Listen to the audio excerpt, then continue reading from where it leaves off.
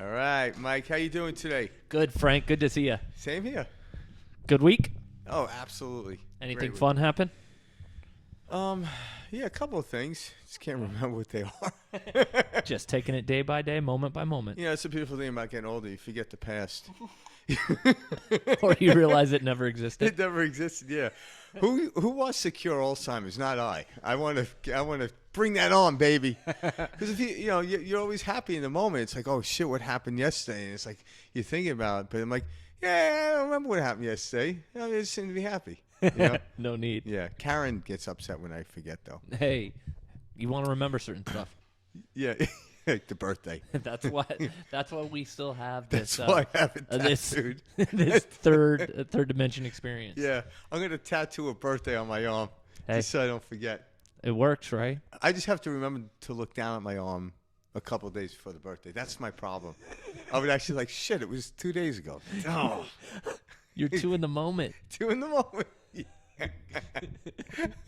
That's awesome. Yes. All right. What do you want? What's up? Yeah. What's up? I don't know. I was just gonna ask you, what do you want to dive into this week? Let's dive into the moment and understanding of, and even just kind of like we talked about a little bit earlier about identification, and where does that bring us? Where does it limit us? So let's kind of dive into that. So, No, absolutely. Identity is something that we all kind of cultivate from birth without even knowing it. Yeah. You know, and that's the kind of that social conditioning that Frank and I always refer to. When you're born, you're given your race, you're given your religion, you're given your culture, your male, female, your all of that. It's assigned you at birth, and then you kind of go through life defending this character that you had no choice in making. Yeah, that you had no. Yeah, like you didn't think you had a choice. You weren't at the board meeting when they actually made this Well, up. that's the thing. It's like, oh wow, I guess I have to believe this and look this way and do this.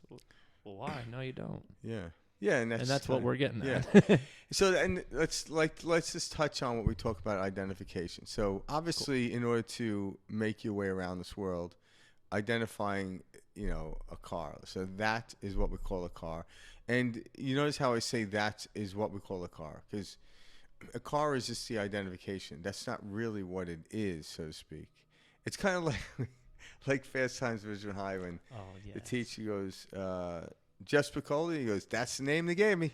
He's not like really attached himself to the name, but he's identifying. He's like, yep, that's what they call me. No, that is great, because that's like the best way to think about it. We take life so seriously. And then you bring up Spicoli. That's a great example. We should not be taking life so seriously. Like, again, identify. Someone says, what's your name? Well, they call me Frank. It sounds a little odd, but it could also bring up a little humor into it. It's like, well, that's the name my parents gave me. I really had no say in it. And it's just, but I am not. Well, actually, I am Frank in... I might be frank with people. I remember when I first started dating Karen. Yeah. And before we were dating, she was a client of mine, and we were talking one day, and I'm just, she's talking about stuff. And I looked at her, I'm like, may I be frank with you? And what was funny is she didn't say anything at the time, but when we started dating, she's like, whenever you'd say that, I would think in my head, but you are Frank. I'm like, I wish you would have said that at the moment, because it would have been freaking hysterical. I like that. So I stopped saying, may I be frank with you, because I realized, but I don't want to confuse you, but I am Frank.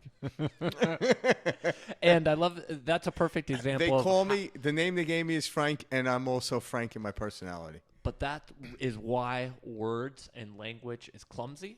That's why certain people, when they hear the word God, tense up. When in reality, we're talking about the universe, the field. Yeah, the like Higgs this field, energy. that's That's what they call God. Give it like. Oh yeah, but people tense up to that word because they grew up thinking, okay, this is a white man in the sky. Which, based on was it Michelangelo or depiction or of even other artists that actually used that, and that's where it came from. But at the same time, it's like that was the image that came into their head at the moment in time, and because maybe other people couldn't get to the standard of art, so like, okay, let's use that standard of what God is. And I'm sure even the artist was probably like, nah, don't do that. That was just an image. You shouldn't run with that one. It's just, I had to give it a face. Again, social conditioning at its finest. Yeah. So, and it's, So when we do tend to identify, we tend to lock ourselves into a box, or we narrow the field in which we can experience. So I'm not saying do not, you know, completely disidentify, but start to disidentify from the concept of who you are. So yeah, when someone says, "What's your name?" I don't say, "They call me Frank." That sounds a little weird, and I don't. I'm like, it's Frank, but I don't. That's not really who I am. And the people are like, "Well, tell me your story," and I'm like, "Yeah, which version would you like?" Yeah, you which know, I got a story? lot of versions. But who I really am The is satire, the drama. yeah, exactly. Yeah, because the drama story I told for years when I was younger. Now it's all satire. It's just complete rubbish. Well, now you see it for what it is, simply a story Yeah, yeah, exactly. that you carry with you. Yeah, if people aren't laughing, I'll bring drama back into it. But Just yeah, it's like people wake up. I don't find that funny. you don't think it's funny when it's so you're gonna funny. cry. You're Like, gonna come think on, it's that's sad. funny. Come on.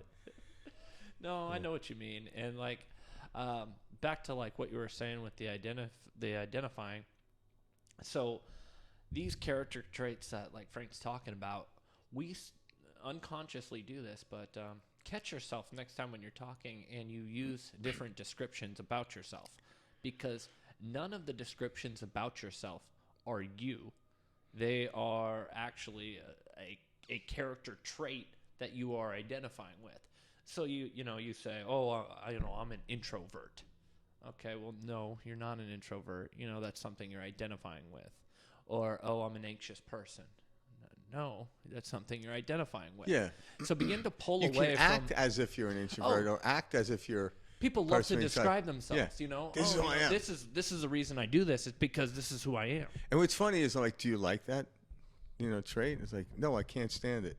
I think you lost your little puffy thing. Is that what they call it? A baffle. There you go. Yeah. Yeah. Just see. Don't identify. It just screws you. Well, that's what the brain does. Yeah. When we see an image, we must assign a meaning to it, not because we're a human. No, it's just simply how the brain works. That's how we, grew up from childbirth. Yeah. Assigning meaning to certain things. So we do that as adults unconsciously. Yeah. And as we loosen up, and that's why I say, like, what I do is on a daily basis, I try to loosen up the identification. I still identify things. I'm like I said, I don't say they call me Frank. It just sounds a little strange, and then I have to get into the whole conversation of that, and I don't want to do that because that could be identification as well. But when you actually loosen up on grabbing an identity, so when someone actually does in what we consider to be insulting, I don't identify with that. And when Frank, Yeah. and I don't want to put words in your mouth, but when you say loosen up, what we mean by that is let it be. Don't latch on to the meaning you're assigning to it. Yeah. Just recognize it for what it is. Allow it to be. Yeah. And that's it. Yeah, like exactly the way Mike presented. Don't overthink about it. Just know it. So then when someone comes up and says, oh, you're a moron. Well, because I don't have an identification to it, or I let go, I'm like, oh, that'd just be interesting. Sorry you feel that way. Or I'm like, oh. And then you ask them, so why am I a moron? And it's funny because I had this conversation with someone one time, and it was kind of like, and I saw him like, so why do you feel that way? Or why is that? Like, and all of a sudden you get into a loop where you see the frustration come out in the person because I was just playing with them, and they got to a point where they couldn't answer the question. But it's how they felt about me, or a concept they felt about me at the time. And I'm like, oh, really? So where does that come from? Let's talk about it a little bit, like on that deep level, like you're saying. You realize that who you're interacting with is ultimately a reflection of somebody, an experience, a moment of learning for you on who you are as a person. Yeah. You know what Just I mean? kind of like an actor would do. Like an actor onto themselves, the individual, would have a group of personas, but then when they're asked from a director or a producer to act in a movie, they say, well, what's this character about? And they give them the outline of the character, they give them a script. So they get into that character, but that's not who they really are, and they know that.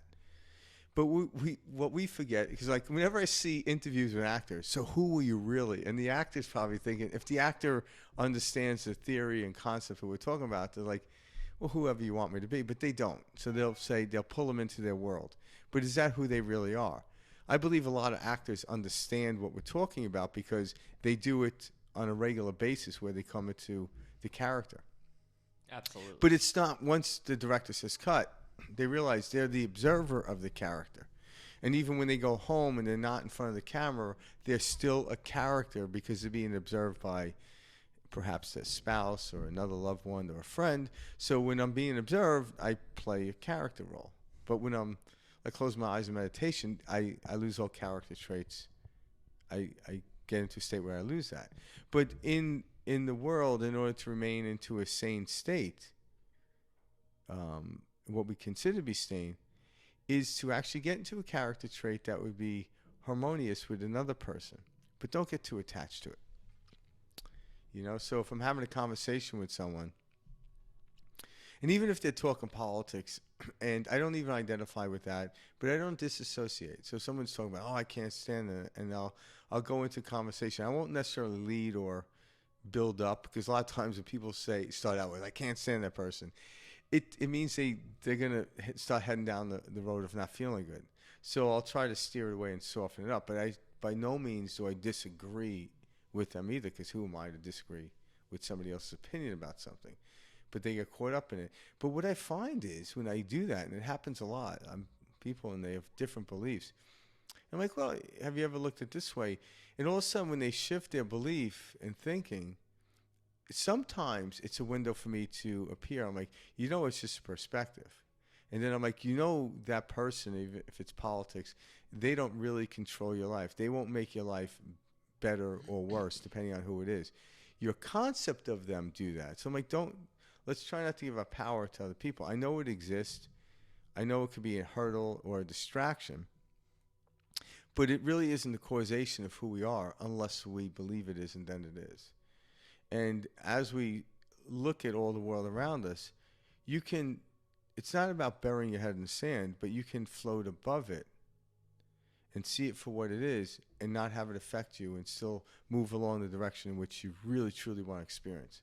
But some people are like, well, so-and-so got in so I got to wait another 4 years and hopefully somebody else gets in so I can live my dream. And it's like, wow, like you actually attach your dream to a certain person or a belief or a concept of which they believe in. I'm like, that is a limiting thing. It's the attachment, you're saying, but it's to the outside world. And that's what we're really getting at, because when you're attaching to the outside is an illusion, guys. It's created by literally our thoughts. So, but like when we're having an experience in this day-to-day, and we latch on to these ideas, outside of us that are going to bring happiness to us, that is a recipe for suffering. Well, it can be. It can be, because like if you don't understand it, again, like it could either be suffering or you label yourself as really lucky. Because someone who labels themselves really lucky doesn't understand that you actually create your luck. But if you had enough luck in your life, you're going to bet on the luck and you're going to move towards luck. But if you realize that you never have to worry about something sneaking up on you because you're the one creating the thing sneaking up on you, it doesn't just sneak up. You actually invited it into the storyline. Subconsciously. Yeah. So what is luck when you actually become aware of it? You're actually controlling the experience. And what do we call luck? It's a preferential outcome, moving in a direction which you chose, not succumb to, but you chose. So the world no longer controls you. You actually control the outside world. Now, there are aspects in it that, because there's, 7 point or almost 8 billion people on the planet. And if you live in a community, that other people have input to the outside world as well. So, but you can actually change your perspective to it. Like everyone can look at the sun. Everyone agrees there's a sun and it rises in the east and sets in the west. But how I look at it opposed to somebody else, I don't like, hey, so Jimmy, what do you think about the sun? I can't stand it. Oh, okay. Someone goes home, I can't stand the sun. It's like, well, my friend Jimmy didn't like the sun, so I didn't want to be the odd man out. So now I'm like, why can't he stand the sun? Like, what's there to not stand about the sun? But people identify with certain things. Oh, I don't like that. I don't like this. I don't like that. And a lot of times it's because they were told not to. It wasn't even an experience. And know this, the universe is always and forever working in your favor. It never works against you. It's just that we don't know enough to know when something odd happens. What I mean odd is we haven't experienced it before, that it's not working for you is where the problem is. It's because we identify that ought not to happen. And I'm like, well, I've never been here. How do I know it's not supposed to happen? You know? If I woke up one day and started realizing the world I lived in as a child, you know, I'm like, wow, I'm having a great day. It's sunny out. There's leaves on the tree. It's amazing. So now you place that and this is must be what life is. This is great. And then winter rolls around. You're like, what the hell's going on? Right? But that was your first identification of what a really good day was. But yet, imagine your first idea or awareness was, January 2nd, living in New York and there's snow on the ground. You're like, wow, this is great. And then summer rolls around. What the hell's going on? Because that very well, but a lot of people, the reason they identify greatly with the summer, obviously it's a lot more comfortable to the body, but it's a mindset. It's also because we have off from school. But that's, again, if you were off the whole winter, the winter would be fabulous. Well, most of our day-to-day life is spent with unconscious activity, and it's a socially conditioned and acceptable activity. Yeah. And we don't realize that's what we call life, or we call our reality. Yeah. And then we count all the things we did, and so I'm like, oh man, I was productive today. Oh, I wasn't productive today. Again, agreed upon social structure, construct. Yeah, and I'm like, but productivity isn't necessarily innate in the way we humans look at it in our body. What is innate, though, is efficiency. And what I mean is we are energy, and I've mentioned this many times. I'm sure I'll mention it many times from this moment on, that energy will always and forever move in the path of least resistance. So that's what people like, oh, it's efficient. Look at all the stuff I got done. It's like energy doesn't look to what it got, what it's done. It looks at the field and the path of least resistance. But even if there was a blockage and it had to go around the blockage, it doesn't look at it like, today was a rough day. One electron talks to another electron. It's like, why? There was a roadblock. How to go around the thing? No, this is a super important concept, though, because, like, guys, I remember my going forever, as long as I could remember, spinning my wheels. Oh, I got to get 2 jobs. No, I need to get 3 jobs. Yeah, can you imagine, right? I need to do this. I need to do that. And I was like, I'm not grinding hard enough. There was a movie. Enough pain. What was that movie with? But it's important we realize that our bodies, as soon as you give in a little bit, and that's when you allow your body to relax and you allow yourself to be, that's when you start getting the opportunities appear at your door. You're doing better. You're feeling better. Yeah. It's not during the grind. It's not. That movie, that's a story we attach to it. Yeah, there was a movie with Michael Keaton years ago. Which one? I forgot the name of it, but no, it wasn't Beetlejuice.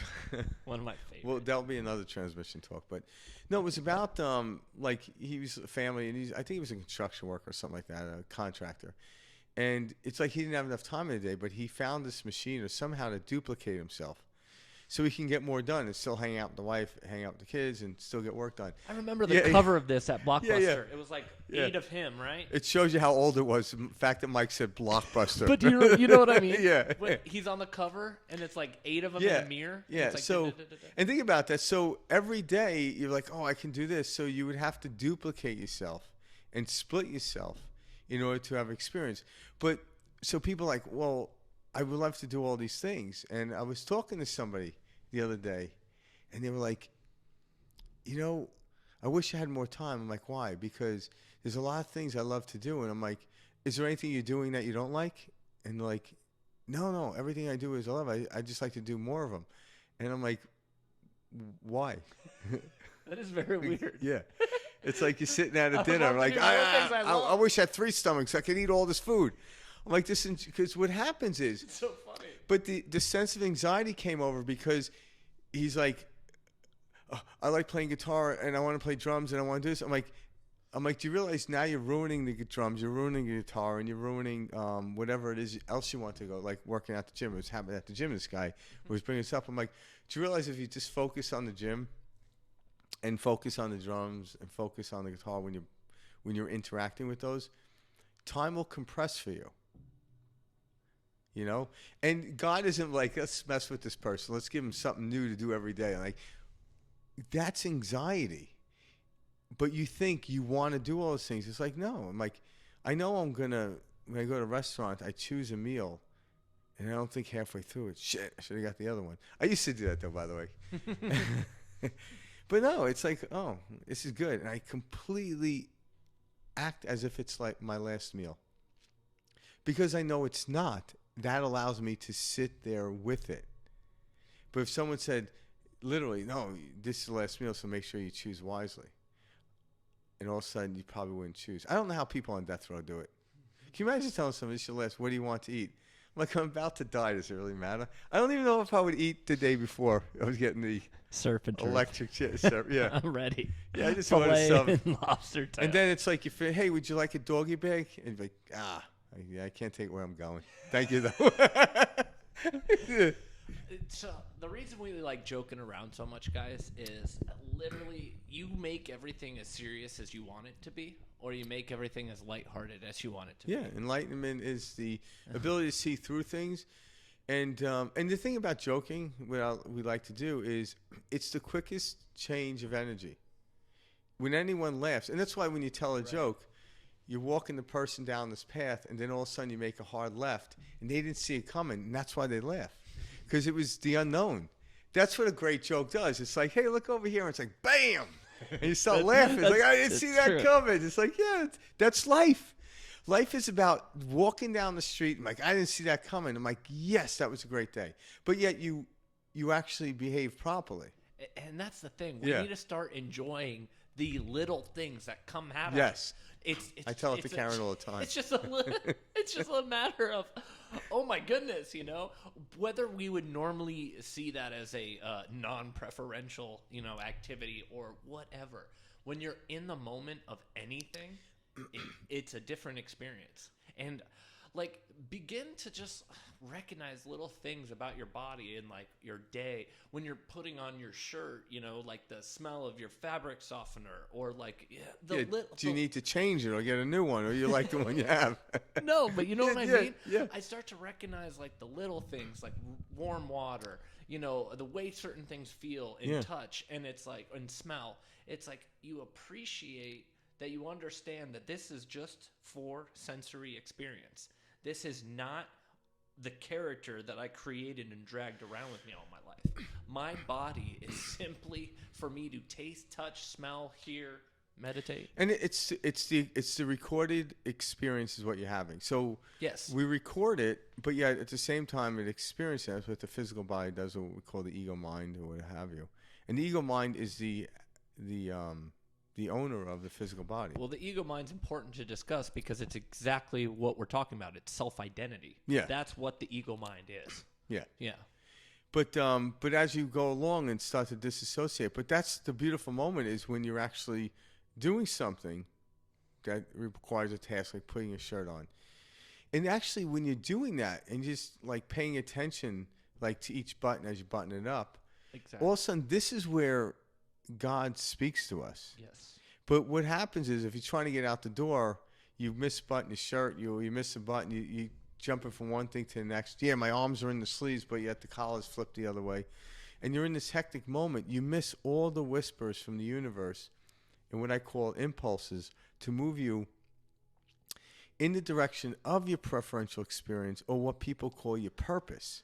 And guys, there is science absolutely behind this, and of course, Frank and I don't delve into the science. Neither of us are scientists. To be honest, to me, I think science is what it is. It's I got a beaker in the third grade. We created. So as I might be a semi-scientist, and it works 8 out of 10 times. But me and Mike actually, I believe in miracles that work 2 out of 10 times. Yeah, but me and Mike actually do appreciate, and we actually do honor a lot of scientists that we actually do listen to. Yeah, Absolutely. But There's we- good in it all. Yeah. It's just, again, That's not who we it's a are. human construct Yeah. that we're talking about. But like we're a bunch of clowns with microphones. But the science behind this, I do want to just quickly mention, like when we talk, like what Frank just described, that's being in, and I love Dr. Joe Dispenza, that's being in a high beta brain state, okay? So it's our mind working, and it's pumping like this, okay? And so you can't have these moments of clarity or whispers from the universe, When as you're Frank there. just described, when you're in a high beta. It's like that's So just you see what a I'm saying? fight or Just kind flight. of throw Yeah. a little the science side, and There you then go. you want to go into like a, I don't know, is it theta? Like a slow, essentially. Or low, because right now It's we're you talking. We're slowing probably down. we're probably in a we're probably right now in a low beta right now, because Well, normally it's a high beta state, and you want to stay out of any sort of beta activity. Yeah. But it's still But- the thinking mind. yeah, right now you and I are probably in a low beta state to where Yeah. we're just talking, we're using concepts and we're using past, present understanding. But like maybe when people are listening to this, or when I listen to, like, say I'm listening to Joe Dispenza, I might fall into a theta state to where I'll be more receptive to information. So my body almost goes to sleep, but my mind is alert. So when I'm listening to information that I might need to feel, and I'm not involved in the discussion, perhaps. Absolutely. I just mean for those out there, Yeah. there is the science to dive into behind yeah. this if that's something you're interested in. Yeah. Because I remember when I first got into understanding what this body really was and what I am, that science helps me and my analytical ego mind Yeah. tiptoe and get my feet wet into what I've learned to be real or not. I shouldn't Well, say most human beings that are Life. living are explained physical reality. you know what I mean, though. Yeah, because I needed that to yeah, cross and most in. of us do, because we're actually taught the physical reality through science. First, Newton and gravity, and then Einstein coming into his understanding of gravity, and so on and so forth. And also, again, what is science? It's a different language. And really, when you break it down, it's just another permission slip to explain experience. But the explanation, so like someone like, say, a Dr. Joe Dispenza will talk about something, and he does it in this very thorough, exciting way to where it's like, oh, I want to experience that. So he will compel you to step over the threshold and actually have the experience. Because he'll even tell you, the intellectual discussion is one thing. It can excite you. But you have to do what he calls the work, what we call fall into the experience, The to being. know. So then like, once you jump into water, you know what wet feels like. But how do you explain to someone that's never been in water what wet feels like? You would have to pull and draw from them their other experiences. That could take a long time. But so I might say, oh my God, it feels like, have you ever wrapped a blanket around you? Oh yeah, it feels like that. But like a cool blanket. Oh wow, really? So that might give them enough intellectual understanding to jump into, or at least walk into, a bathtub. I love that example, though, because that's what we're doing. It's a clumsy way to describe our experience of being the universe. Yeah, it is our verse. Which Yeah, is, that's Frank and I, when we do this, it's us sharing our experience from two different perspectives. Yep. You also have a perspective, and we would love to hear that. And that's the game, guys. We're all one source, connected to that same one source, experiencing life in 8 billion different ways. Yeah. All on the same planet, yeah, all in different worlds. Yeah, it's true. And there's infinite amount of perspectives and experience to have. But in the present moment, when you hold on to that place and stay there,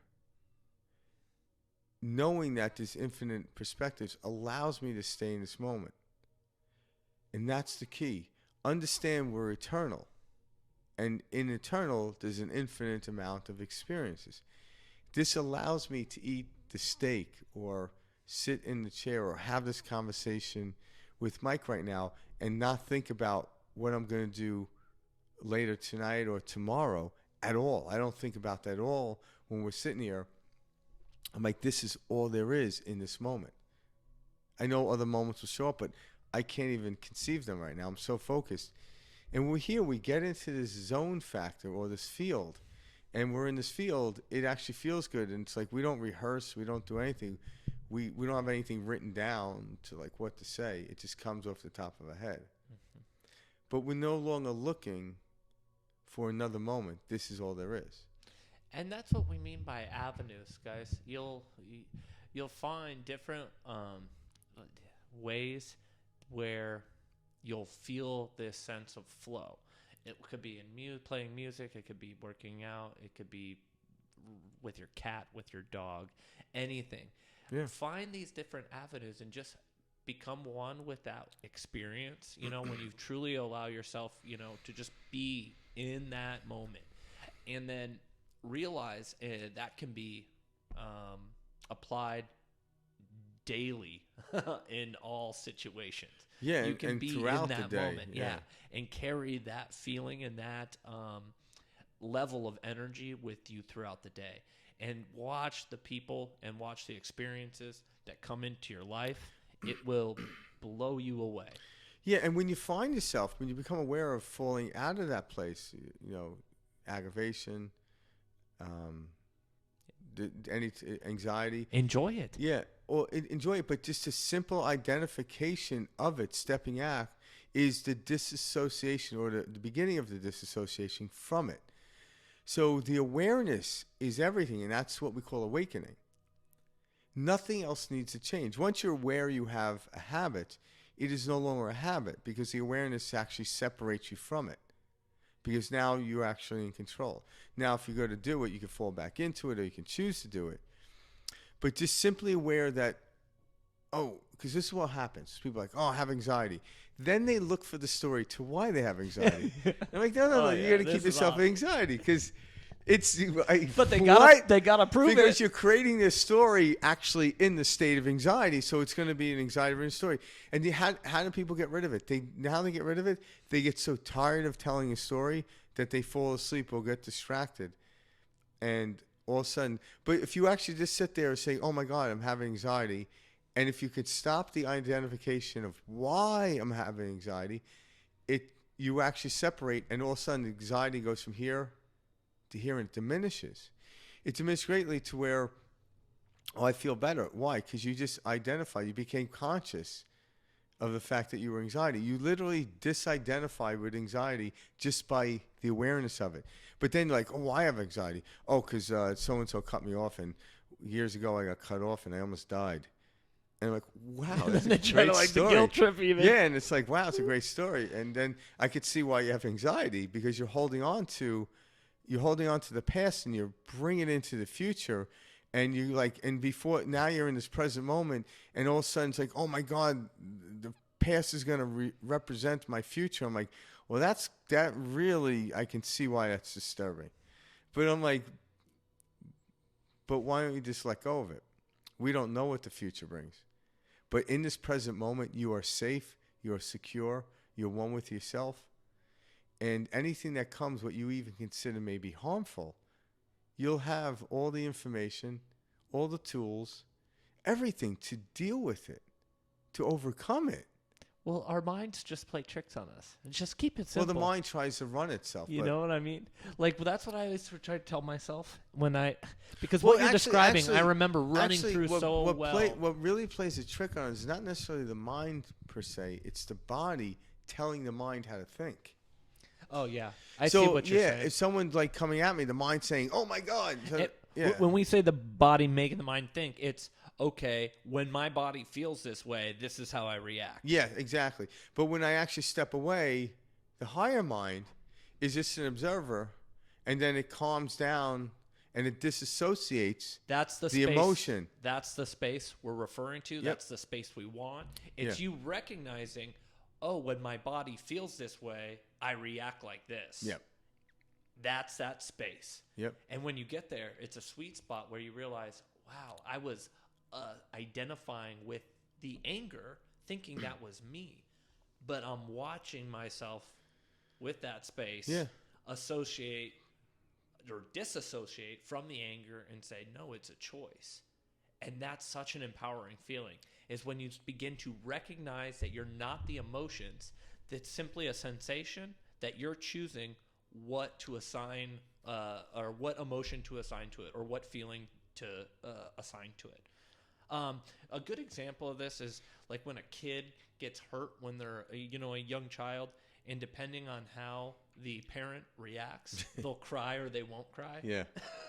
So how serious you make it. My, if my it's a dad big didn't deal. let me cry. Well, you know what I mean. Yeah, If he's it's like a kid I'll give will you fall, something to cry and you about. run over, you're like, oh my God, are you okay? And they Yeah. start crying. But if Really. you walk over and you're like, all right, you kind of help them up. They don't. Yeah. This is the same type. Our bodies, this is just how we're wired. This is it. Yeah. And so We're taught they're learned responses. yes, absolutely. So if we have always had, all right, when I feel this feeling of self-doubt, it means I'm this. No. Recognize that this feeling of self-doubt is something that you've done, your body has felt for the last 15, 20 years, and you've assigned an emotion to it or a belief behind it, and your body's simply been conditioned that way. Yeah. And when you unwind it and you pull back the layers, you realize, okay, I have been conditioned throughout my life to assign meaning to everything I'm experiencing. Yeah. And when you can unassign, or I shouldn't even say unassign because that's too much thought, when Just- you can allow everything to be. Yeah, just loosen up on it. You simply, everything just be as it is. You're not assigning a meaning to it. You're not attaching anything to it. There's no response to it. Yeah. That's when you get in this sweet See, spot. because that's ecstasy. Ecstasy isn't a Yes, response. Nirvana, Yeah. heaven. Yeah, it's not a response from the outside world. It's just something when you find yourself. But you can still be in ecstasy and still be in the world, but you're not of the world. But yet you can interact with people and not be attached to anything. And that's the state of ecstasy and nirvana that they talk about. And you can still function at work this way. You don't, it's not something you do at a rave party. No, you're absolutely right, because some people are like, oh, then why do I How have would to I? Yeah. pay bills and this? And it's No, you don't go there. You that's don't go there. ridiculous. And when you Yeah. when you're in this flow, guys, you begin to thank yourself when you get a water bill. You Yeah, pay your bills. yeah. You handle your business because you know it's a part of Yeah, an exchange. the body still needs to breathe. It still needs to drink. It still needs to eat.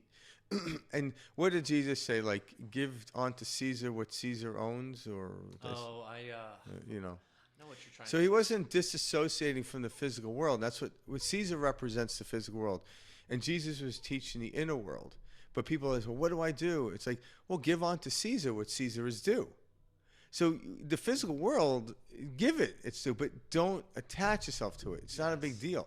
That's the thing. So many people are like, oh, I should just, not do anything. I just want to sit home and meditate. They think that's what they're going to come to, but That's- that's not. No. No, I that's tried not that the one answer. time. Yeah. When I first started meditating, it's probably like 20 years ago.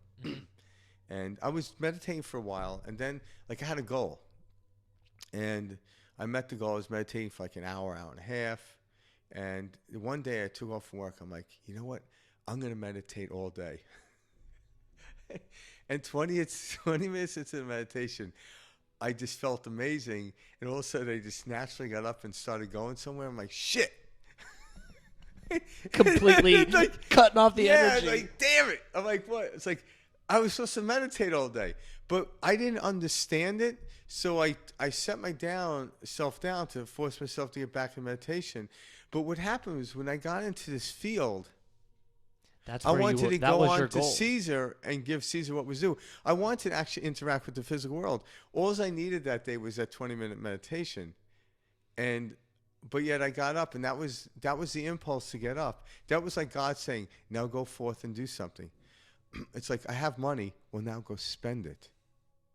Don't squander it. Don't bury a hole and save it, But if I happen upon meditating, and I started at 7 o'clock in the morning, and all of a sudden I came out of it with 7 o'clock at night, so be it.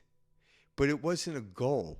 It just so happened, and that has never happened to me. I've meditated for hours, but when I've done that, I was never trying to do it as a goal. It just so happened I've done that. But yet, I've had 5-minute meditations that were just glorious. as well. And I know when to get up and get out. When I'm frustrated, I try to breathe and stay there, because if I get up frustrated, I'm going to yell at my neighbors. Because that's a good thing. Thank you for also bringing that up. You're very welcome. Well, no, that's so important to say how obstacles absolutely exist. When you Yeah. understand Yeah. these concepts, it's not like, oh, you'll never have an obstacle again. You recognize the obstacle for what it is. Okay, an experience for me to learn more about myself. you're still going to function in the world like you did yesterday. Yes. It's just how you feel about the function.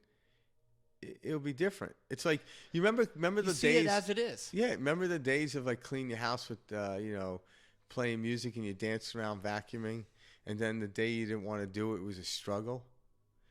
The act of cleaning the house didn't change. It was the output. So the energy field I got into, and then go about your day, whether it's cleaning your house, brushing your teeth, doing the tasks at work where you have. Get into the state and then watch what happens. But most people are trying to do these things, get into the state. So they go to work. Oh, it's Wednesday, hump day.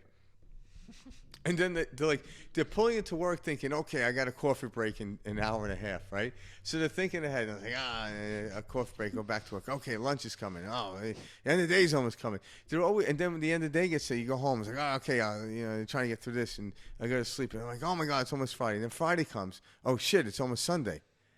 And then all of a sudden you get the Sunday blues. I'm like, wow. And I say, wow, this because I used to think this way. Absolutely. I don't really give a This rat's was ass what day of the week we're is taught to anymore. feel. Yeah. This is our social conditioning. Yeah. And it's our job That's to how step out of That's this. how Miller Lite sells all their beer. It really is. And it's funny? Years ago, when I was younger, happy hour was literally like 2 hours on Friday. Do you realize happy hour is every day now? Yeah, I was gonna say, Isn't that a isn't beautiful it every thing? day? It's every day. And it 4 to doesn't mean 5? you have to drink, by the way. No. Yeah. Happy hours. Yeah. Happy hour. Get half off of your It was apps. one day a week when I was young. This is it. I missed, like, you show up, like, happy hours from like 4 to 6. You show up at 6:30. I missed happy hour. Hey, you got to wait a whole week. Shit. Damn it. Did it again. Right? Like, can you extend happy hour? No. Show up next time on time. Like, who can get here? Who can get here before 6? Come on. Do me a favor. No, but That's seriously. the guys who opened up like the happy hour 7 days a week. They're the ones who showed up late like me. Like, this is never going to happen to another human being ever again. And matter of fact, on Sunday, we're going to have all day happy hour. Like, thank you. That's probably what happened. It is. Never going to miss a happy hour again. If you do, you deserve it. Hey. Hey, we have happy hour 7 days a week. If you can't make it there on time, it's your problem. You know what I'm saying? It's on you. Yeah, it's on you. Hey, speaking of it's on you, the biggest move you can help yourself with and make is begin to take responsibility for absolutely everything. Everything you're experiencing. Everything. Yep. The good, the horrible, and the great. Yep. Not just the great. And actually, when you come, and I think that's, when you look at the New Testament in Genesis, and it talked about the evolution of how God created the planet and the moon, the sun, the wind, and on the seventh day, all was good. And when you actually look at that in a more expansive way, everything you experience is good. Whether you're experiencing something and the fruition is about to happen, so the universe is yielding to you what it is you want to experience, or the universe is showing you what it is you want through what we call disturbances, it's always moving you in that direction, continuously and always. You just think it's not happening. This should not happen. I'm like, well, this is moving you towards something because the universe saw you moving away from it. So if you're trying to get to California and you're living in Phoenix like Mike and I do, heading west is the direction. So if you got distracted, you were heading east, I would certainly hope the GPS would say, hey, recalculate. And you might think is recalculate, that's an annoying word. And you get frustrated. But isn't it nice that it actually let you know you were going the wrong direction right from the bat, rather than finding out when you got like, hey, what are we doing in Florida? I want to go to San Diego. It's like, wow, you're in a far way east from Phoenix to get to Florida. It's like, I wish I had a sign, you know. And yeah, yeah, it's I feel like it's so frustration is that sign. It doesn't let you get too far. So you can't get too far off from where you are, and it puts you back on track. So if you get all the way down to depression, so what? Who cares? It's like 500 miles out of direction. But eventually you're going to get right to frustration, which is like 10 miles in the wrong direction. Who cares? You're getting better. So once you feel that slight aggravation, stop it right there. Get in front of it. And it's not like, oh, what am I thinking? It's not what you're thinking. You're just moving away from the direction in which you want to go. So disidentify, turn it around.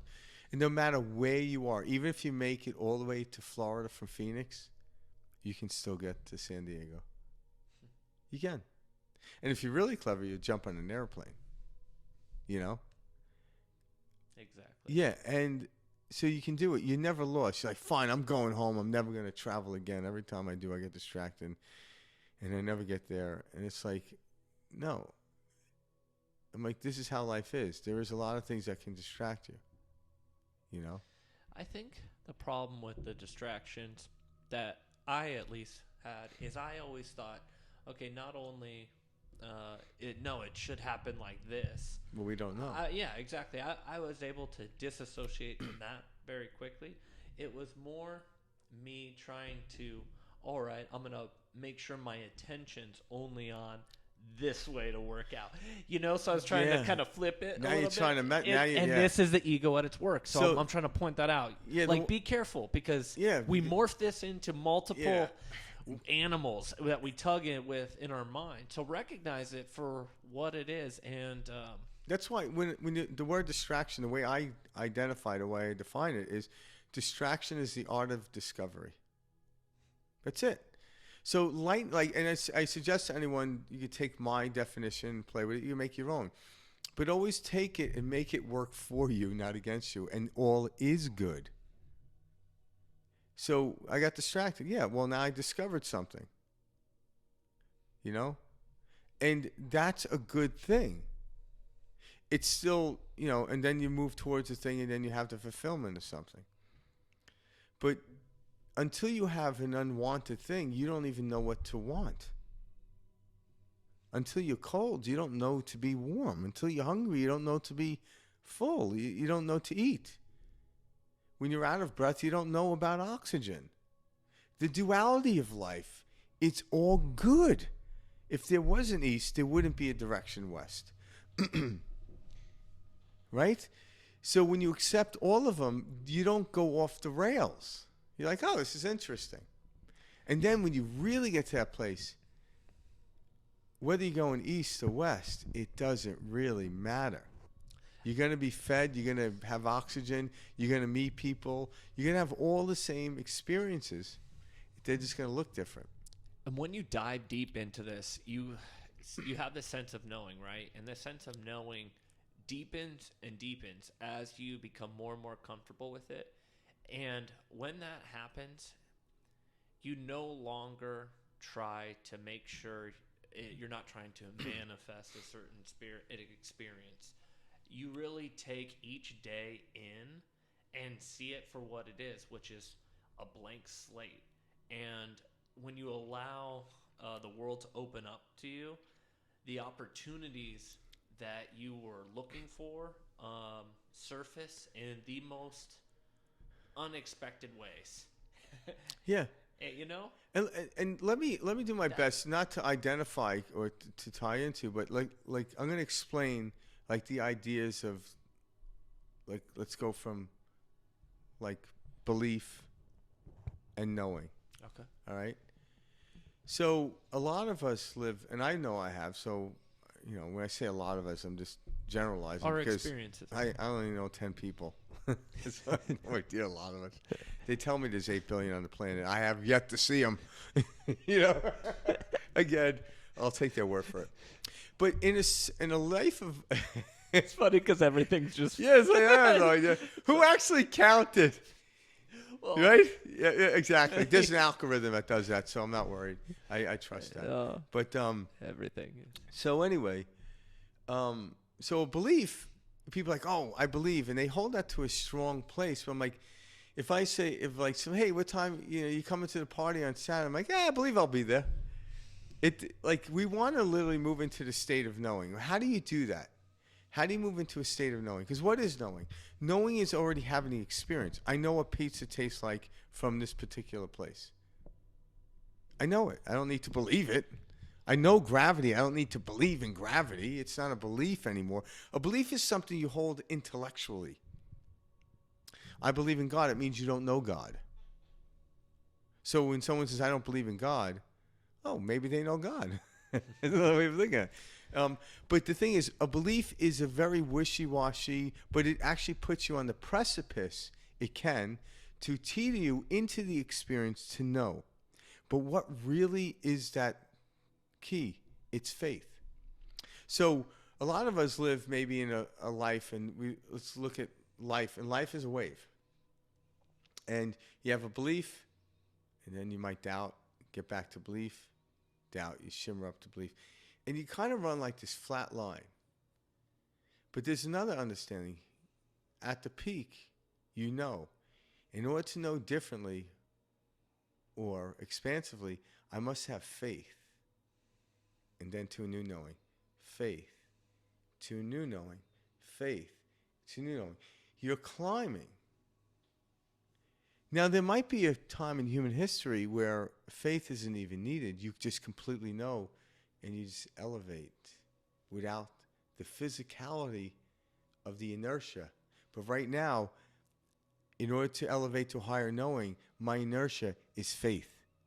Knowing that the universe will have everything I need there, and I'll step into the unknown, and that inertia, like a skateboarder going to a higher level in physics, they fully embrace it.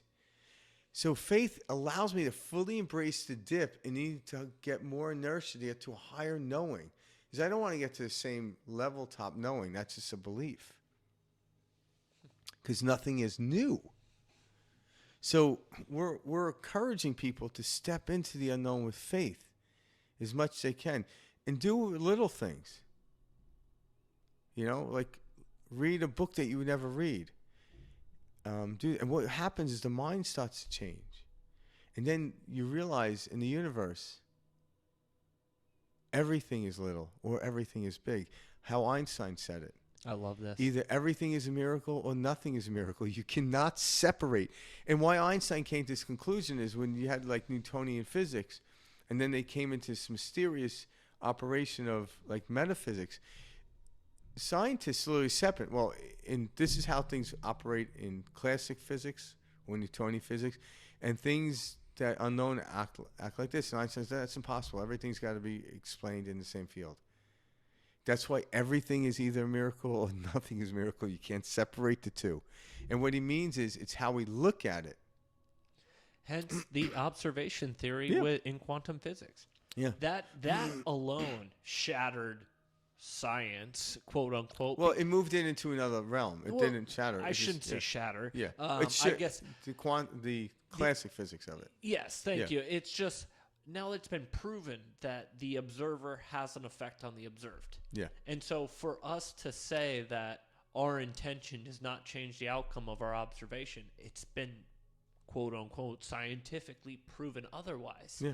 And so when you break a barrier like that in science, it's like, wow, okay. Yeah.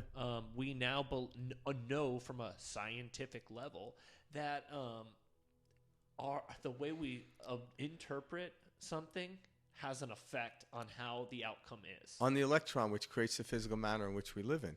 And that's it. So, and what science can't figure out is because they know the formulation, but how do you fill in the formula? It's because the human consciousness. So my ability to imagine something is different than Mike's.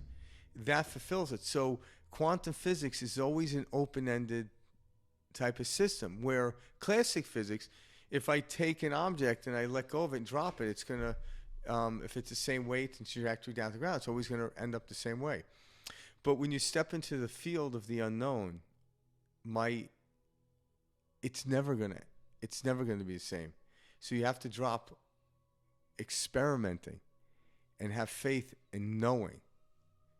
And that will be beyond the point, and that's what quantum physics is like. You really can't experiment with it other than keep having new experiences to let you know. But there's something within the field of knowing how this operates and this consciousness and how the universe organizes it. And I have no idea, but I know it does. Just like the kid doesn't know how dinner was put on the table when they were 5, but they know it's going to be there come 5 o'clock when mom says, come to the table. Like, they weren't unaware of how it got there. I was listening to this scientist talk, and he was talking about how the human body, when you have the two same biology people, two same age, two Twins. yeah, Yeah. yeah, sure, Yeah. actually twins, Yeah. diagnosed both with the same sickness, received the exact same treatment. One could die and the other could live. Yeah, because even a twin will have a different perspective on life. And that's the thing. And they have no way to describe this. We're saying, hey, these are they were treated exactly the same. How could one survive and one could not? This is why, guys, don't take science, understand it for what it is. It's experience is being classified and observed. Yeah. Also, ultimately, what I'm trying to get at is it's a human construct, is what science is. Yeah, and we have so much recorded history right now in the time we live in. Think about this. There were doctors 30 years ago, 40 years ago, that would say this is impossible. Now, fast forward what we call time and space into 40 years ago, that's like, it's not impossible. So the same doctor now that's saying that's impossible, I'm like, whoa, dude. You said that 40 years ago, and now it's possible. It's the person who says it's possible without even knowing it is what created the field for the possibility to happen. So people are like, well, is it possible to get over stage 4 cancer? And the answer is always yes. Now, how you do it or somebody else does it is different, and that's how you have to go about it. But even if you drift off and what we call transition, it's not a failure. It's an experience. So the paradox, and people tell us, I haven't personally had stage 4 any type of cancer. I may hear stories, but even if I heard a story from someone, I didn't have the experience. So I really can't speak to this because I didn't have the experience. I can only speak to the experience I've had. But I've had experiences that doctors would say that's impossible. But I also know not to argue with them because they might have a lot of more scientific jargon than I do. And all I have is, well, it happened to me.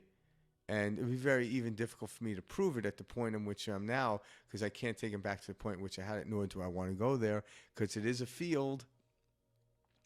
I can easily take my back to that place and put myself back into that state because that state never disappears. That's the thing. It's simply that frequency. Yeah, it's a frequency. And now I'm like, okay, I like this frequency. Well, I want this one. And I can move all over the place. So this one doesn't serve the human anatomy for what I want. Let's call it more of a story, too. Yeah. It is a story. Because that's the thing. And we carry it. And that's... Now, why some people go through life and get illness and others don't. Again, I have no idea why. I'm not saying it's a failure. I'm not saying anything. But I have talked to people that had some severe diagnosis that, told them they had a year to live. And, at first they tend to just completely freak out. And I'm like, yeah, I would get that. But over time, they come into this state of like acceptance. Because when you're up against a wall, the innate ability in every human being is you come to accept it at some point. Everyone accepts it differently. and something amazing happens. Now they still may meet their demise and what we call it in a year's end, but they may have lived more in that 1 year than most people that never had a disease and worry about death in their 90s. You don't know. I don't know, but it's interesting. And the more I cherish life and the more I stay in the present moment, the more I slow it down. And I make statements like, if I was died today, I had a great life. There's nothing else I need to do anymore. Well, we as Westerners see death as this Except weird, forget that chocolate cheesecake. the end of the road type of thing. It's something Yeah. we fear. We fear getting old. We fear death. And it's such a myth. It's literally a story, an idea. We don't die. We are eternal Yeah, beings. but this... What? Yeah, no, I'm saying, but people, when they get locked into it, that experience is real. Because what is reality, right? Yeah. Well, the physical world isn't real. How we feel about the outside world is the reality. So if you feel that, oh my God, if I die, this is going to be the end of me, you will experience that to some level. So it is their reality. But yet, they wake up and realize, well, how are you able to have this conversation with yourself? Like, what do you mean? Well, you're having a conversation with yourself. That means there has to be two of yous. Two of yous. Listen to me. I'm from New York. Hey, two of yous. The two of yous. Extra New York tonight, Frank. Karens are like, oh my God, the grammar. Yeah. Two of you. Two of yous. The grammar. That's awesome. But there's two. So there's a concept there. So there is an observer, and then there's a responder, a reactor to the outside physical world. So who are you really? We are the observer.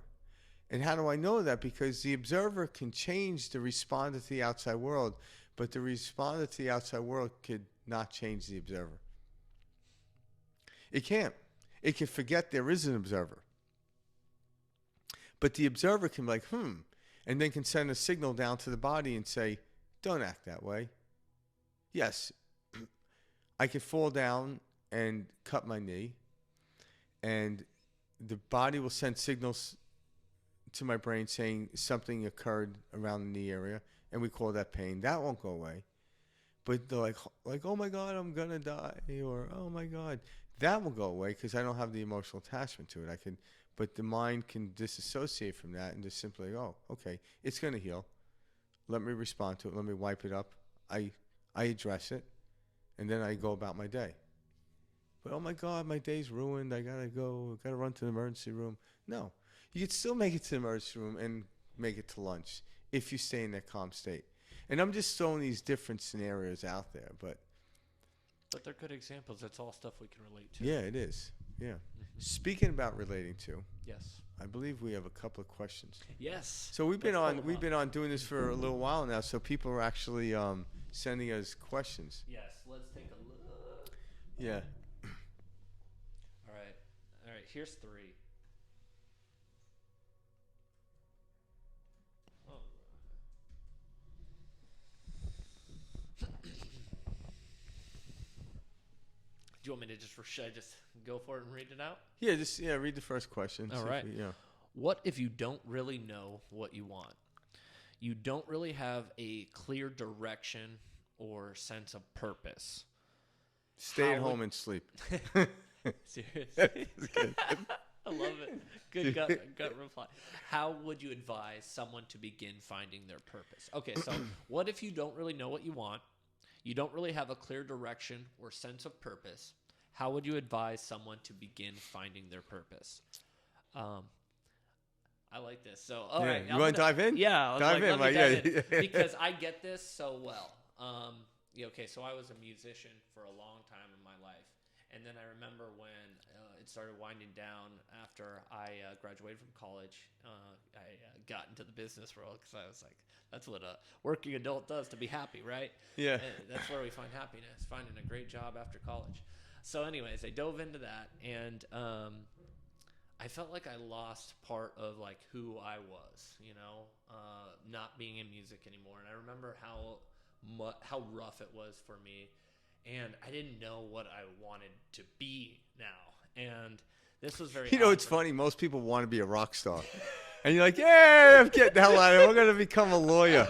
It's like the reason a lawyer becomes a lawyer because they always want to be a rock star. It's like, yeah, I'm gonna become a Well, lawyer. it took me a while to realize I was searching for happiness. I just Yeah. thought it was going to be in Yeah. this and freedom. And That's all I little was- did he know it was on stage playing guitar.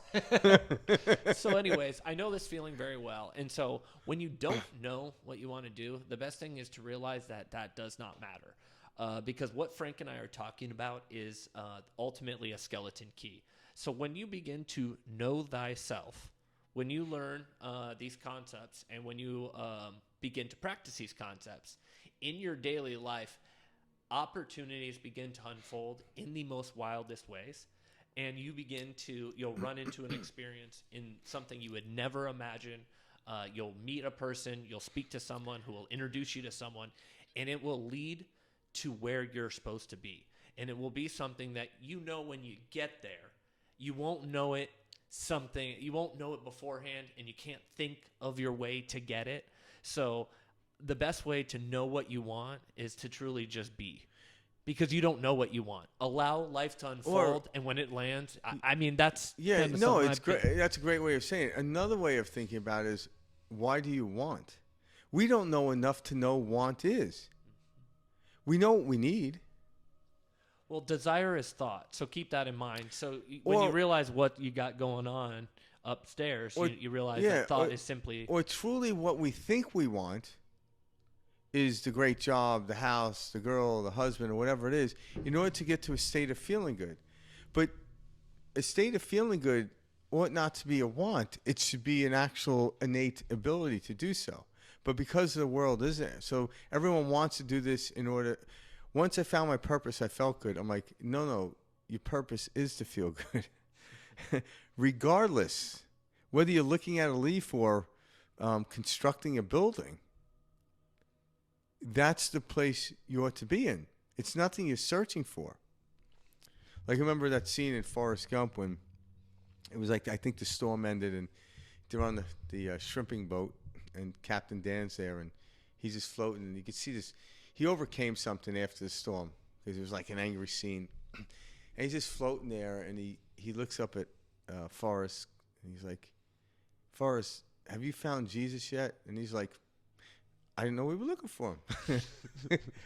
And what it is, when you look at the character, he was already there.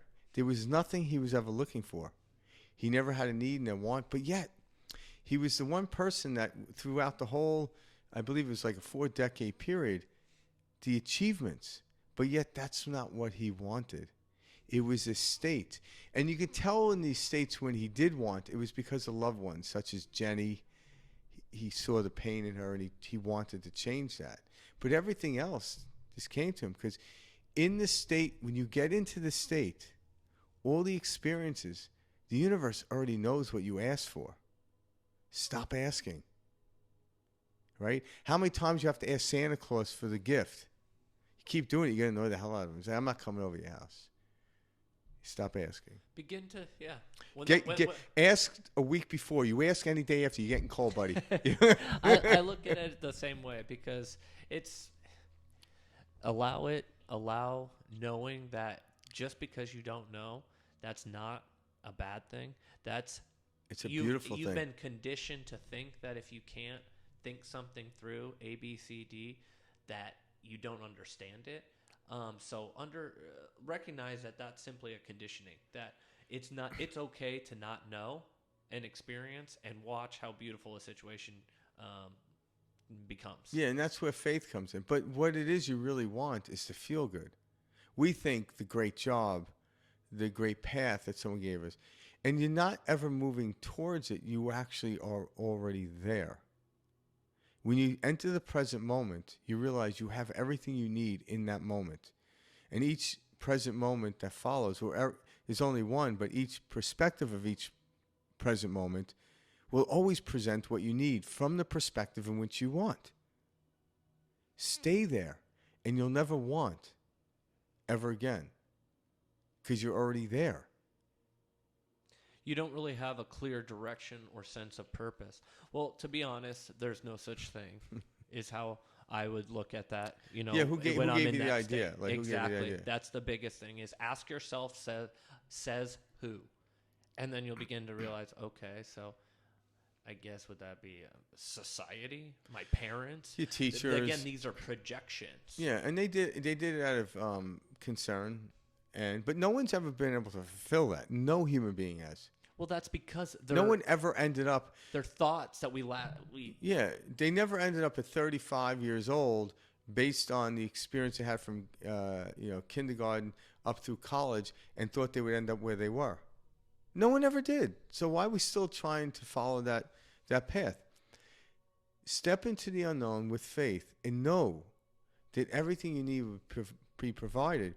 And already knowing, it's like if I know when I go somewhere, the money, the people will be there, guess what I'm doing right now? I'm enjoying it. I'm relaxed. I'm already there. I'm already loving life. But not like, what happens if I get there and I don't have the money? I'm like, that's anxiety. So you're not going to go. See, awesome point. Like, okay, so when you feel that way and you ask your questions, no, slow down for a second and say, hey, okay, I get it. This is a way I have been conditioned to think, or I've conditioned myself to think, take responsibility of every feeling and emotion and understand, okay, I've been conditioned to feel, I've assigned this response to this emotion when I get that chemical drip in my electronic, or in my brain. Yeah, and it says electric. And that's a signal to permission my slip in neuron. how you explain how you had the experience. Yeah, exactly. Yeah. Right? No, seriously.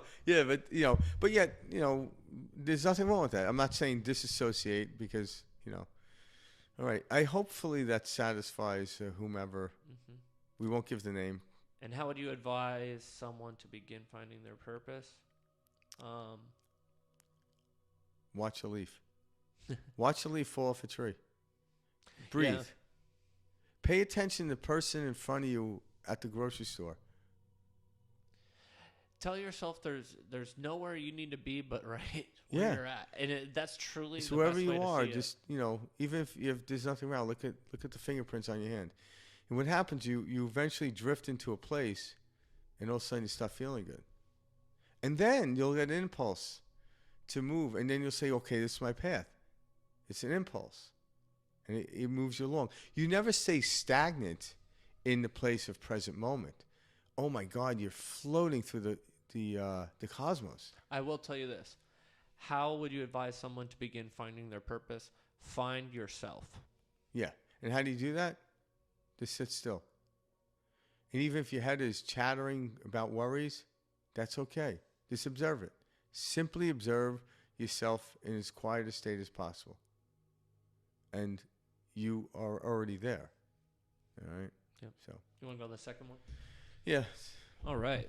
What would you recommend for people that are trying to make a change? What would you recommend for people that are trying to make a change in a positive direction in areas of health, wealth, love, but have a great deal of momentum going in the other direction? Move to Tibet. If you have years of experiences that counter what you want, how do you believe in change? So, all right, what would you recommend for people that are trying to make a change in a positive direction in areas of health, wealth, love, but have a great deal of momentum going in the other direction? Okay, so you have to disassociate from what positivity looks like. Because in order to know you're moving in the wrong direction, you're associating to the outside world right now. So I don't know the specifics with this, but a lot of people say, okay, I wanted this type of job, this type of lover, this type of house. And the lover's not here, I'm unemployed, and I'm living in an apartment. And they consider that to be the opposite way they're going. But what is it? Whatever field you're in, however you feel is exactly what you're going to experience. So it's not about a movement. It's not about doing something. It's about getting into a state. If you feel unworthy, you're going to experience a lot of unworthiness. But if you feel abundant, you will experience a lot of abundance. So if I feel abundant and I find $5, that's abundance. But if I identify abundance like, well, abundance is $1 million, anything less is not. Well, now you literally just narrow the field. You create a little box of what abundance is, and that you can get there, but it's a grueling way. But abundance can be 1 penny. Now, the way I explain this, if I look at $5 and say I am abundant, well, in the field of abundance, there's expansion. So then the 5 will turn into 10, the 10 into 30, 30 to 30,000, and so forth. It never stays stagnant. Or if I look at the same $5, and I used this analogy before, and I feel lack, well, the 5 turns into 250, then I owe $5. Next thing I know, I owe 30,000. It never remains the same. It's how I choose to perceive it. Is the glass half full or half empty? Because the $5 is just a prop. How I look at it will make it expand into some other prop that's greater. So get to that place, get into a state of already having what it is you want. If you're being fed, you're at a meal eating, you don't worry about the next meal, but it will show up when you're hungry again. It always does. Even for people, people, they're starving. Well, they're still alive. That means they've met a meal. It just might have a longer calibration in between each meal. And as we go forth, it will be met. But if you don't feel it will show up, the universe will show you the experience of it not showing up. Every time. Every time. So we have to ask a question, why do we think we're moving in the wrong direction? Because the outside world isn't showing us how we thought it would turn out. Based on a definition you gave the prop. But it's just a prop. So disassociate, like we started earlier, from the outside world and realize I am love. I am wealth. I am shelter. I am home. And then when you look around, oh my God, I don't know enough to know this isn't home where I'm supposed to be. And then when what happens, you allow yourself to elevate to these other fields, and then you see other perspectives of what a home can look like. And then we get really good at it. Whether you're on the 150 story of like I used before or in the basement, it doesn't matter. You're still going to get a good night's rest. You can still have a great conversation, whether you're looking out over the skyline or sitting in a basement. I could still have a great conversation with someone I'm with or God. I don't need to be at the top of the Eiffel Tower to really transmit to God. I think that's why people climb to the top of mountains. I'm closer to God. I'm like, God's everywhere. You are I could God. have saved you. I could have saved you a trip. Yeah. I think when I read this question, one thing that I wanted to point out was, again, the mind thinks, okay, I'm going to get healthy because that's how I'm going to find happiness. Or mind thinks, hey, I'm going to find wealth and then I'll find happiness. All these processes and permission slips in order to allow yourself to get to that place. Let me find love. Then I'll find happiness. And this is a big one, guys. This is why America has 50%, more than 50% of marriage end in divorce, right?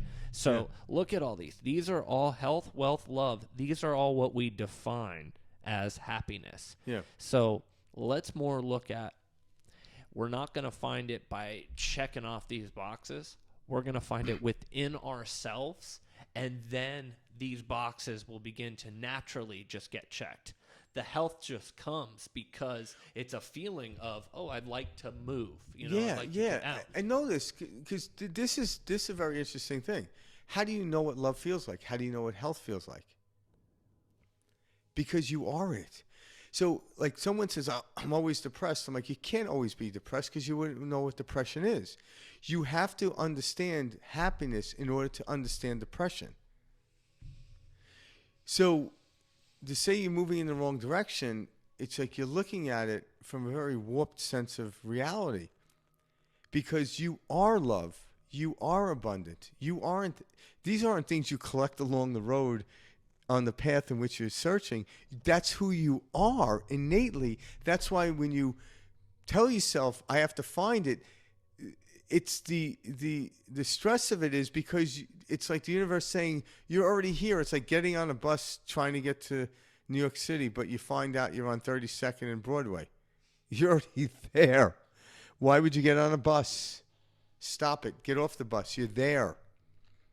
But I need to, like, you hear, oh, I am? Yes, you always were here. You always are love. You always are abundance. We play the game, just like the kid that covers their eyes think they disappeared. I'm like, they didn't disappear. They just simply can't see what's in front of them, but everybody else can see them. Love, abundance is who we are. It's not something we need to search for. But then when we have love, we can express love to another human being or a landscape, or I can express love in music, a poem. Abundance, same thing. I can express abundance by buying a car, but that's just a mere expression. It isn't the causation of abundance. It's the expression. That's a great thing. They're all experiences and expressions of the one. And we're Yes. talking about the one. Yeah.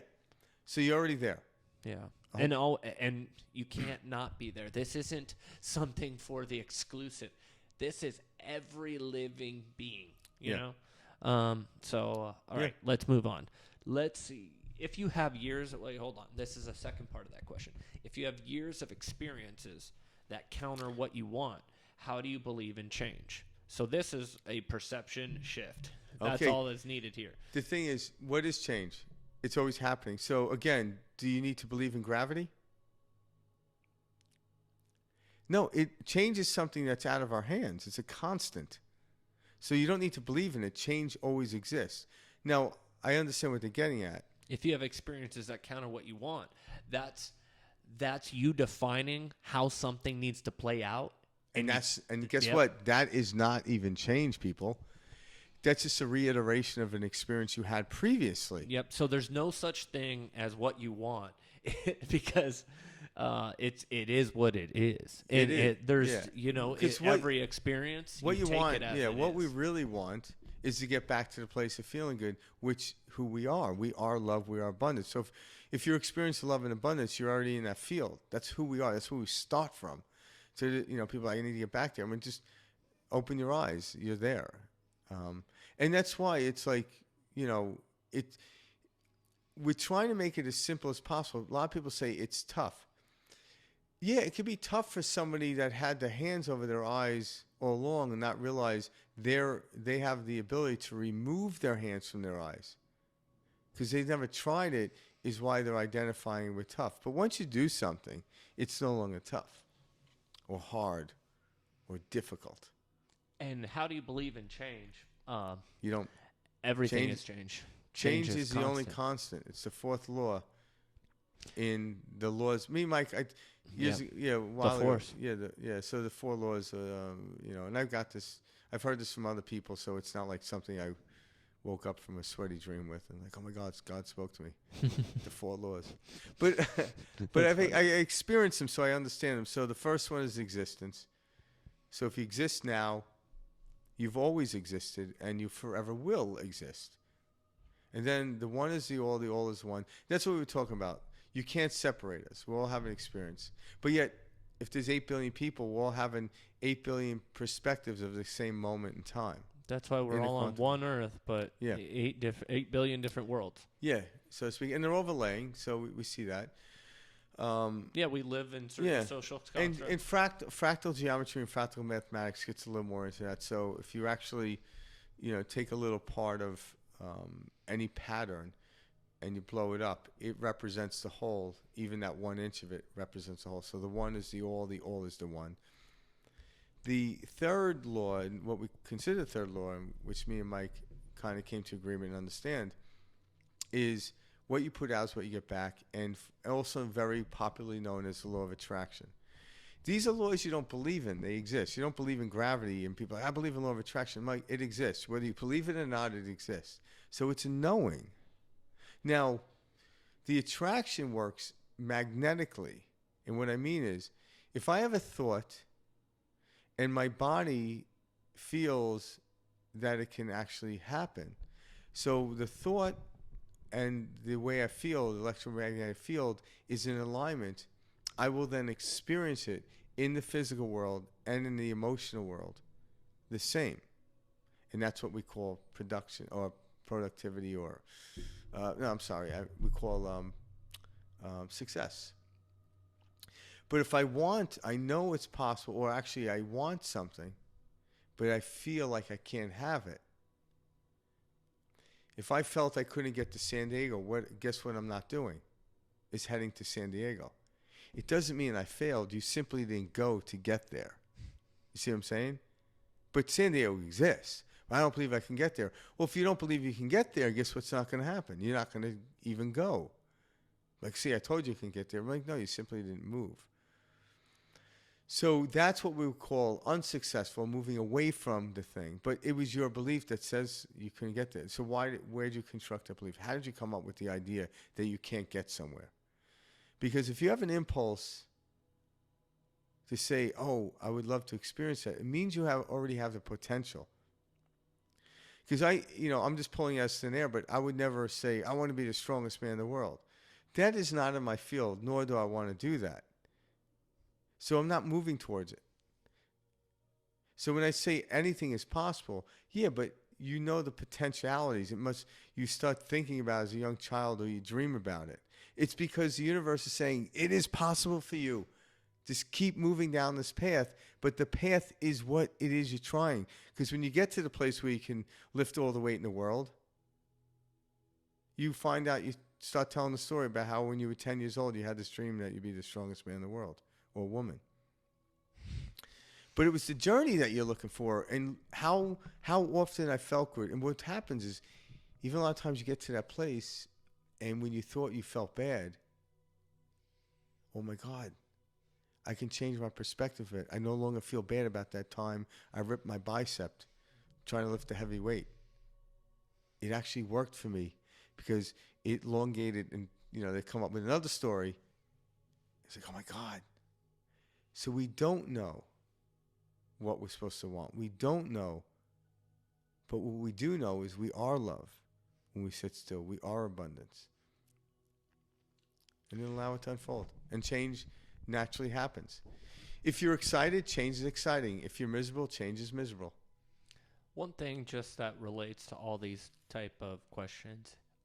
So in our daily life, you do not need to quit your job to find this. You don't need a better job to find this. As soon as you don't need a new boyfriend, a new girlfriend, a new wife, a new husband to find this. These are all sensory experiences that you're having to learn more about yourself and really kind of dive in. So those things may happen, but when they do happen, those are just natural effects, but they aren't the causation of it. Because people like to get out of it. I don't like my job. I'm like, give it 5 months, and the next job you're going to feel the same. Yeah, I just think it's important that we recognize Yeah. that you don't need to quit or start something new. Those are your mind latching on to material items. Yeah. Start within, and then when you're working, some experience will happen. You'll run into someone during work. They'll introduce you to this person who will need somebody hiring in this department. Yeah, Or and that's even down the road. That's a story when you actually become in the moment and realize it's spontaneous. Yeah, and then things unfold. You may find a new lover and go that way. So it doesn't look like anything. It's a feeling, and when you feel great, whatever you're looking at is great. It has to be. It's the law. It's the law of attraction. If you're miserable, everything you look at has to be miserable. There's no way. So it's understanding the physics behind it. So it doesn't. If the car is doing 100 miles an hour heading east, or 100 miles an hour doing west, the RPMs remain the same. Now, what direction would you prefer to go in? So the person behind the wheel that wants to go west, that's heading east, might have a slight bit of tension, but the car itself, the physics is still working. But when I'm heading 100 miles an hour in the direction in which I want to go, it feels great because I have this knowing that I'm moving with the flow of energy in which I produced. And that is what we call success in that case, is moving along with the flow. I like that. All right. When a strong desire or intention we hold has not materialized, what do you think is the cause? Am I doing something wrong? So, when a strong desire or intention we hold has not materialized, what do you think is the cause? Couple ways of approaching this. So, what is the strong intention and desire? Is that what it is? Desire or intention. Intention. Okay. So, why do you desire that thing, or why do you want that intention? And the short of it is, I want to feel good. All right. So, if you don't get into the state of feeling good, and how do you do that? Just simply close your eyes to the sensory world, because it will muck it up, and you start to feel good. All of a sudden, at that moment, you no longer desire because you already are. But yet, without having to do anything, material things produce themselves in your world that resemble or express your desire. So it's not about doing without, it's going within, and then whatever comes your way, you're like, yeah, of course. So this one was a big one for me. I know this very well. Had the same feeling many a time. So what I know is the cause on my level was the fact that I was wanting things to be a certain way. That's simply what this is. That's what desire, that's what intention is. We can have an overall idea of course, how we want to feel, and we can know that and feel that. Yeah, if you take my desires to feel good, my intentions to feel good, that's a shortcut. That's what I guess what I'm saying is, what I realized is something, when I began putting my attention on how something needed to play out, it would only push back on me in a totally different way. So just allow whatever your end goal is, know that you'll get there. Just don't know that you don't have to know how, and allow it to unfold, and you'll get that next bit of information from your intuition, and you'll kind of know where to act next based on feeling. You'll know what direction to move, the path of least resistance.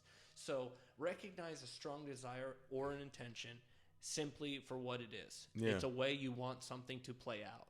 And then say, okay, says who? Says the ego identity. So recognize that and know, okay, I'm saying this needs to play out this way because it's a story I've assigned to it. And say, all right, I recognize now that that's a story, and that desire is simply that, a thought, a desire, a story. It's all one and the same. Yeah, and also another way to conceive this is, understand, we've talked about this before, the power of paradox. In the field of paradox, of not having to get to that place, you're already there. And then when you're already there, you just get more of there. You see what I'm saying? Absolutely. You get more of that. But when you have to be there and you're trying to get there, you're never there. And even if you achieve the outside world to the way it looks, you're then moving on to the next thing and you're never even sitting there enjoying it. So stop trying to desire a thing and watch the thing show up. I'm not talking you out of experiencing the physical world at all. But you have to stop thinking you need it to feel good. Feel good, and then the physical world will match that feeling good. It represents it. Absolutely. Not the other way. You think the reason we desire something is because I'll feel good when I get there. I'm like, stop it. You're going to be just as miserable you are right now when you get there. And where we get caught up is the analytical mind saying, okay, in order to get there, I must do A, B, C. Oh, I don't know how to get there. Oh, I must not be able to do this. That's and what you shut down. That's what the GPS and you're does. Just lower vibration, lower in the vibration, and you're not on. You can't. You're wanting to be on a certain vibration, a certain frequency, but you're remaining in a lower vibration and a lower frequency, and you need to recognize that you cannot achieve what you are truly capable of if you don't recognize that you currently are it. Yes, exactly. If I want to get to San Diego from Phoenix in an hour and I was driving a car, I have to accept I'm driving a car and be okay with getting there in 5.5 hours. It doesn't mean you failed. It's just people don't recognize, well, you're in a car. So an hour isn't really achievable. If you were in an airplane, it'd be achievable.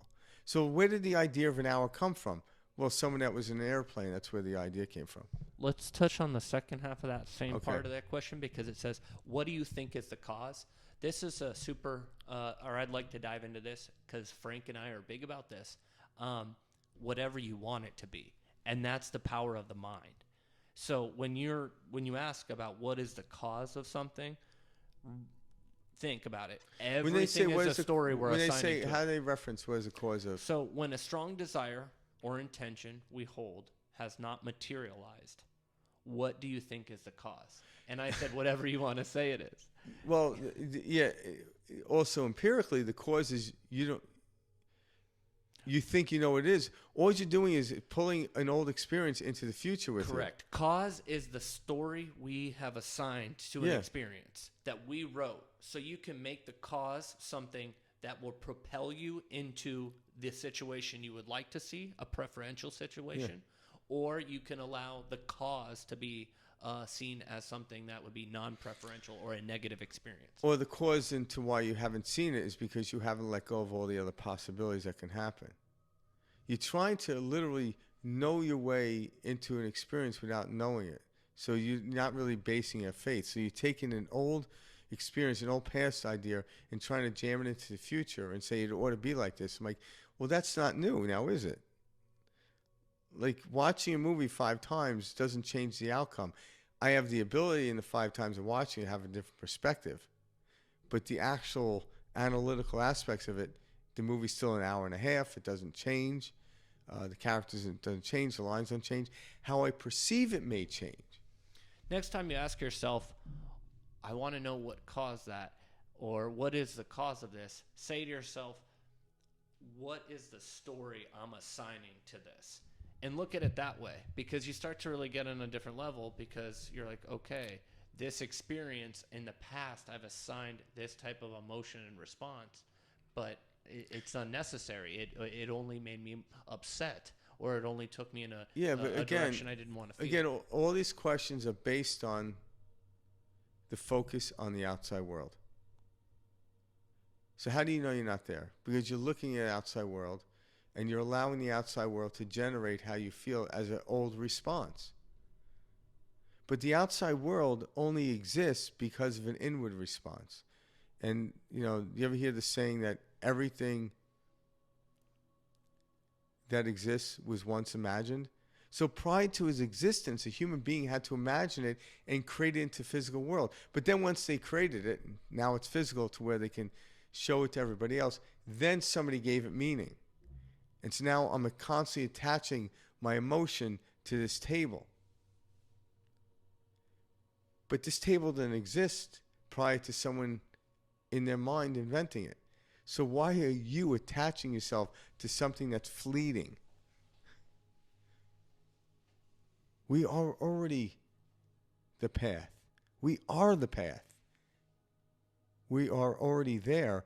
There's just more there to be had. More there expected. Just like we're infinite. We'll always exist. We always have. We always will. We do now. Hope those helped out to whoever. Wait, hold on. There's a third part. Wow. Or an ending, I should say. Okay. Am I doing something wrong? Absolutely not. That's it. I was Other just than gonna the say, fact that you no. think you're doing something wrong. Well, it's a mind. If you think you're doing something wrong, you're going to experience it. But the truth is, you're not doing anything wrong. This is how you discover. The fact that you actually articulated these questions means you're already there. Yep. Maybe maybe it was verification you needed. Am I doing something wrong? No. But that's an important thing, because this is something we all do nothing and you won't be wrong. Ask this question. We all ask this question all the time. Yeah. And that's the faith knowing that we were talking about earlier. But truly, there's no such thing as wrong, because you've assigned only the feeling of wrong to certain things. Yeah. So look, am I doing something wrong? No. You're thinking something wrong. To recognize it for what it is. Yeah, because when you think, it will produce open you to do something. So if you think right, you'll do right. And whatever it is you're doing, it doesn't matter. People are always trying to do something to feel better. I'm like, no, feel better, and whatever you do will just perpetuate the better feeling. And it sounds so, I don't know. Simple? Simple to say Because it is. doesn't matter. or it sounds callous, I guess.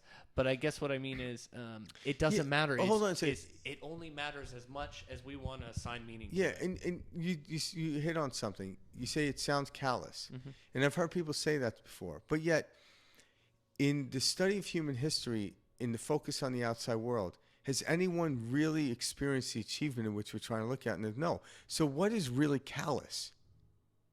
Following a program that someone gave you at age 1?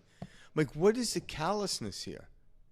Has anyone even tried to experience what we're talking about? That is the social conditioning. Yeah. That's the, I don't want to say And Westerner. everyone in the world, I don't even that experiences are looking for something more to make them happy. So what is the callous? We eventually have to let go of the outside world and detach from it. Stop Absolutely. identifying with it to realize what we really are. We are already abundant. We already love. We're just going to experience it through expressions. You can never be doing anything wrong when you're working on yourself. You can feel like you're doing something wrong. Yeah. Yeah. Oh, absolutely. We all feel that way. And that's our shift of perspective today. Thanks, guys. All right. Enjoy. All right. We'll see you next week. Bye.